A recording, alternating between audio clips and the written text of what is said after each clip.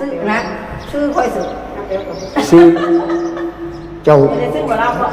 อันเจ้าอัน มันน่าจะอัดใหม่เจ้ายับไปเจ้ายับไปอันนั้นโต๊ะนั่นไปหันหน้ามาหากล่องข่อยกำลังสัมภาษณ์เจ้าอยู่โอ้ยแล้วสิได้สัมภาษณ์กินจุนี้ครับกินปีมาสันนี้นั่นเนี่ยเอาไม่ผมลืมถ่ายงงอย่างเนาะเจ้าลืมถ่ายโอ้อันเดี๋ยวถามเดี๋ยวกดแล้วถามไม่ถามเตโกนกับล่ำอยู่เนาะมีได้ลำจะเคิบไปลำคือนึ่งอย่างวะโอ้ผัวเมียในขณะน่ะพิษกันเลยเศร้า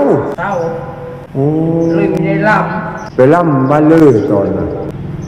ลำสิล่ำสิเลยข้อมือหมอลำหมอลำบางคุโคเขาเป็นหมอลำไปซ้อมไปซ้อมก่อนร่างมันคืนเดียวระยะสิโอ้นี่พี่น้องเสียงผมมาฟังแล้ว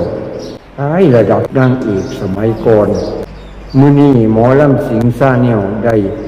มานำหาซื้อหมอลำตอนนั้นซื้อว่าตรงไหนไม่ได้ไปทันใดซื้อผลโอ้ยหัวกระเรื่องของวงการเฮาเลยบ่ท่านได้เห็นเฮ็ดเม็ดงามตัวนั้นเลยบ่ปรากฏอยู่วงการพี่น้องบ่ได้มาฉายเสียงให้พี่น้องเฮาได้เบิ่งเลยเงียบผัวหยิกลงขี้ตุ่มไว้คักบ่บาด